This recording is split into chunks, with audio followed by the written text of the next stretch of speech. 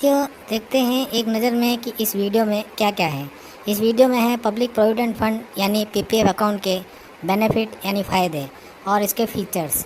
इसके बाद हम देखेंगे कि इसकी मैच्योरिटी कब और कैसे होगी, इसका खाता कैसे खोला जा सकता है और खाता बंद कराने का क्या तरीका है, यदि कोई पेनल्टी लगती है तो उसके क्या कारण हो सकते हैं। इसके अलावा गणना द्वारा समझेंगे कि लगभग कितना रिटर्न मिलेगा और एक शानदार खूबी इस खाते की जो हम इसमें समझेंगे। तो आइए साथियों, जल्दी से ये वीडियो शुरू करते हैं।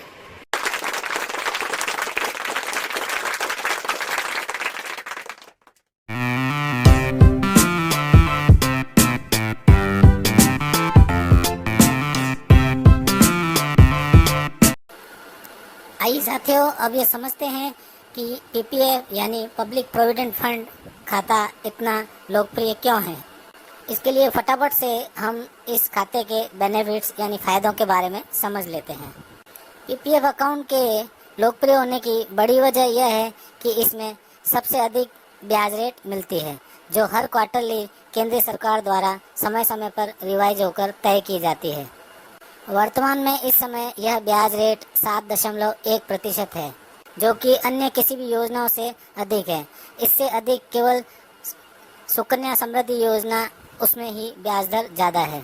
इसके अलावा एफडी, आरडी आदि कोई भी योजनाओं में इससे अधिक ब्याज दर नहीं मिलती है। अच्छा, सबसे बड़ी बात यह है कि इससे मिलने वाला ब्याज पूरी तरह टैक्स फ्री होता है। साथियों, इसका दूसरा सबसे बड़ा फायदा यह है कि यह बिल्कुल सुरक्षित निवेश है और इसमें गवर्नमेंट का बैकअप होता है। इसके अलावा हम बात करें इस पर किए गए निवेश पे कर यानी टैक्स की, तो हम आपको बता दें साथियों कि हम जो राशि प्रति वर्ष फाइनेंशियल ईयर में यानी एक वित्तीय वर्ष में जो भी राशि इस पीपीएफ अकाउंट में इन्वेस्ट करते हैं, तो वो राशि एटीसी के अंदर टैक्स फ्री होती है, यानी कि कर छूट योग्य होती है। इसके बाद इस खाते पर प्रतिवर्ष जो भी ब्याज सरकार द्वारा हमें मिलता है वह भी पूरी तरह से टैक्स फ्री होता है। इसके साथ ही साथ मैच्योरिटी पर मिलने वाली राशि भी पूरी तरह से कर मुक्त यानी टैक्स फ्री होती है। साथियों, वीडियो के अंत तक बने रहिए। मैं आपको तीसरा इसका एक मेजर बेनिफिट इतना शानदार और बताऊंगा कि जिसे सुनकर आपको आनंद आ जाएगा, तो वीडियो को अंत तक जरूर देखिए। आइए साथियों, अब चर्चा करते हैं इस खाते के फीचर्स के बारे में। सबसे पहले यह जान लेते हैं कि यह खाता कौन खोल सकता है। तो साथियों, भारत का कोई भी नागरिक, भारत का कोई भी रहवासी व्यक्ति इस खाते को खोल सकता है, परंतु यह ध्यान रखना होगा कि एक व्यक्ति एक ही खाता खोल सकता है। यह खाता हम पोस्ट ऑफिस में या किसी भी ऑथोराइज्ड बैंक, जिसको कि भारत सरकार ने मान्यता दे रखी हो, उसमें खोला जा सकता है। यहाँ यह भी ध्यान देने वाली बात है कि एक व्यक्ति एक ही खाता खोल सकता है, परंतु यदि उसने अपने माइनर किसी बच्चे के लिए खाता खोला है तो वह भी साथ में खोल सकता है, परंतु उसे ऑपरेट करने के लिए माइनर ऑपरेट नहीं कर सकता। उसके लिए उसे पेरेंट्स को ही ऑपरेट करना पड़ेगा। एनआरआई अब अकाउंट नहीं खोल सकते।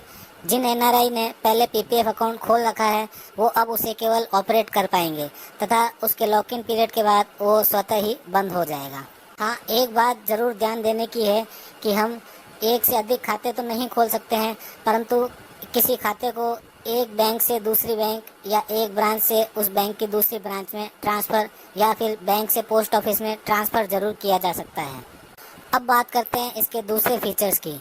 इसमें रुपए कितने जमा कराए जा सकते हैं। तो साथियों, हम आपको बता दें कि एक वित्तीय वर्ष यानी 1 अप्रैल से चालू होने वाले और अगले वर्ष 31 मार्च तक खत्म होने वाले वर्ष को वित्तीय वर्ष कहते हैं।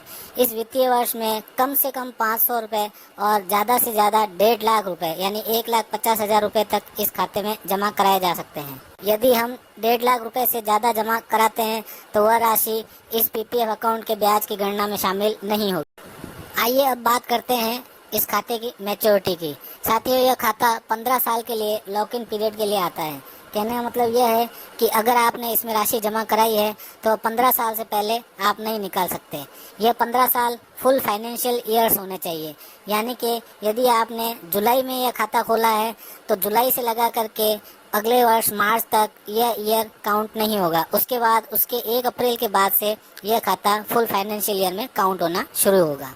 मान लीजिए आपने जुलाई 2015 में यह खाता खुलाया। तो जुलाई 2015 से 31 मार्च 2016 तक का ईयर काउंट नहीं करना है। उसके बाद 2016 का 1 अप्रैल से यह फाइनेंशियल ईयर 15 साल के लिए काउंट होना शुरू होगा। जब 15 वर्ष पूरे हो जाएंगे तब इस खाते को बंद कराने से अच्छा आप इसको 5-5 साल की अवधि के लिए और एक्सटेंड भी कर सकते हैं। यानी इसमें यह सुविधा दी गई है कि आप इस खाते को हर बार 5 साल के लिए और आगे बढ़ा सकें। आइए इसके बाद इस खाते पर मिलने वाले ब्याज की चर्चा कर लें। हमने पहले ही बताया था कि इस खाते पर वर्तमान में अभी सर्वाधिक ब्याज 7.1 की दर से प्राप्त हो रहा है। इससे ज़्यादा राशि सुकन्या समृद्धि योजना उस पे 7.6 प्राप्त हो रही है। हमने सुकन्या समृद्धि योजना पर एक अलग से वीडियो बना रखा है जिसका लिंक डिस्क्रिप्शन में दे रखा है, आप ज़रूर उसको भी विजिट करें। इस खाते पर मिलने वाले ब्याज की गणना इस खाते के प्रति माह के अंत में जो रकम खाते में शेष होती है उस पर मिलने वाले ब्याज के अनुसार की जाती है।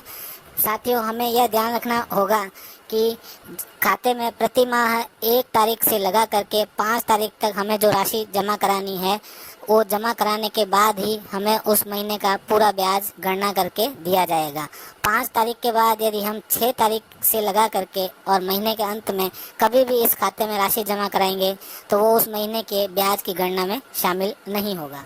इसलिए हमें यह ध्यान रखने की ज़रूरत है कि जब भी हम खाते में राशि जमा कराएं तो उस महीने का पूरे महीने का ब्याज प्राप्त करने के लिए 1 तारीख से लगा करके 5 तारीख के बीच में राशि अवश्य जमा करा दें। अब हम समझते हैं कि यह खाता खोला कैसे जा सकता है। साथियों, मैं पहले ही बता चुका हूं कि यह खाता हम देश के किसी भी पोस्ट ऑफिस में या किसी भी ऑथोराइज बैंक में खोल सकते हैं। इसके लिए हमें 2 तरीके अपना सकते हैं। हम या तो ऑफलाइन या तो ऑनलाइन इस खाते को खोल सकते हैं। ऑफलाइन यह खाता खोलने के लिए हमें किसी भी बैंक, पोस्ट ऑफिस आदि में विजिट करना होगा और वहां से जो हमें फॉर्म प्राप्त होगा उस फॉर्म को फिलअप करके देना होगा। इसके साथ ही हमें 2 फोटोग्राफ्स और उसके साथ ही जो डॉक्यूमेंट हमें पहचान के लिए बैंक में खाता खोलने के लिए देने होते हैं, जैसे कि पैन कार्ड, कोई आईडी कार्ड और एड्रेस प्रूफ आदि, उसकी ज़रूरत होगी। अगर हम यह खाता ऑनलाइन खोलना चाहते हैं तो हमें उस संबंधित बैंक की वेबसाइट पर जाकर पीपीएफ अकाउंट ओपन के लिए आवेदन करना पड़ेगा। ऑनलाइन अकाउंट ओपन करने में फ़ायदा यह है कि हम सारे डॉक्यूमेंट्स ऑनलाइन ही सबमिट कर सकते हैं। साथियों, यह खाता 15 वर्ष की लॉक इन पीरियड की अवधि के लिए मैच्योरिटी के हिसाब से आता है। इसलिए इस मैच्योरिटी पीरियड से पहले अगर हमें राशि की आवश्यकता हुई तब हम क्या कर सकते हैं। और हम यह भी जानते हैं कि हम अपने और अपने माइनर के नाम से यदि खाता खुलवाया गया है तो कुल मिलाकर 1.5 लाख से अधिक की राशि जमा नहीं करवा सकते हैं। परंतु अगर हमें इस बीच राशि की ज़रूरत हुई तब हम क्या कर सकते हैं।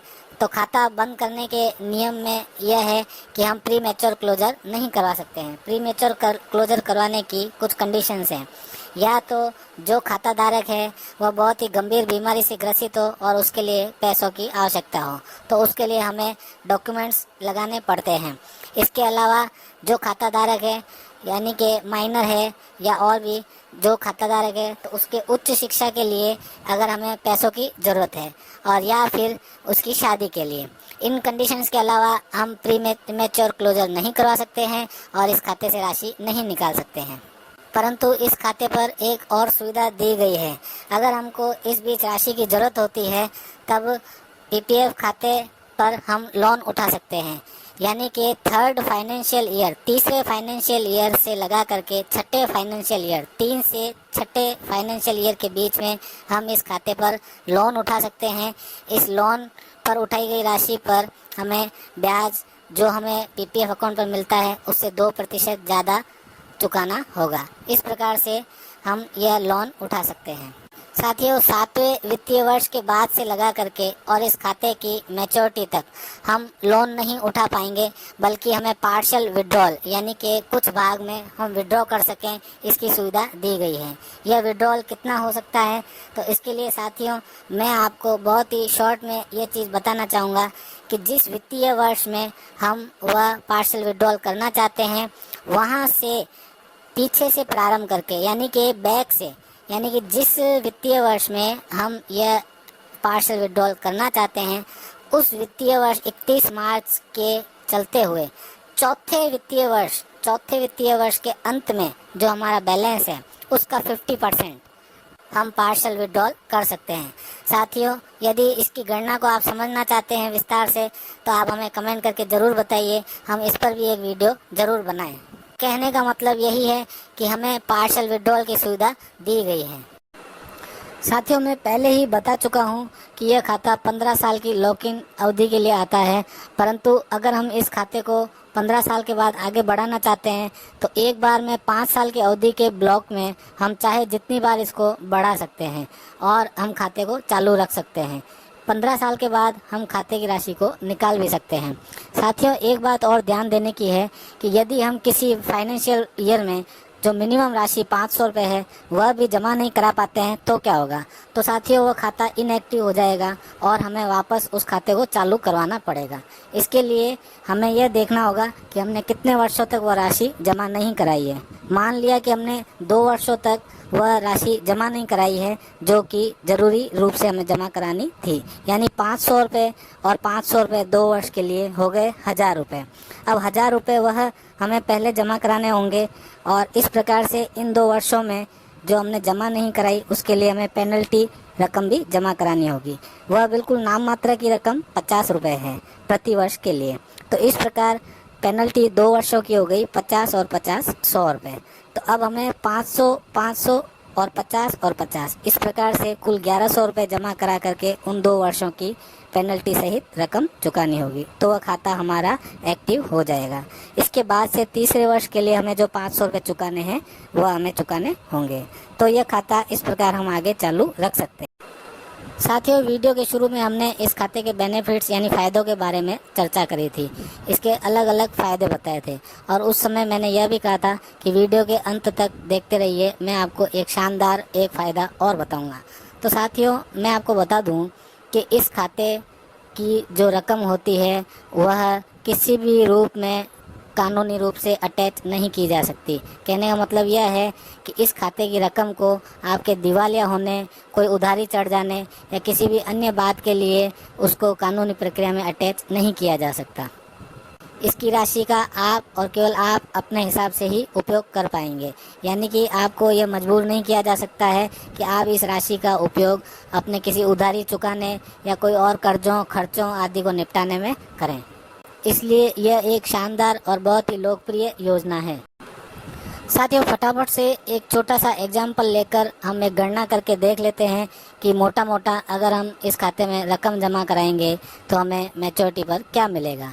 तो हम ये मान लेते हैं कि हम हर महीने 10,000 पीपीएफ अकाउंट में जमा करवाते हैं। इस प्रकार से 15 साल के लिए यह राशि बन जाती है लगभग 18 लाख रुपए। तो 18 लाख जमा कराने पर आज की जो वर्तमान रेट है ब्याज की 7.1%, यदि वही जारी रहती है तो हम इसी रेट के अनुसार गणना करते हैं तो हमें यह रकम 15 साल बाद मैच्योरिटी के साथ 32 लाख रुपए, जी हाँ लगभग 32 लाख रुपए प्राप्त होती है।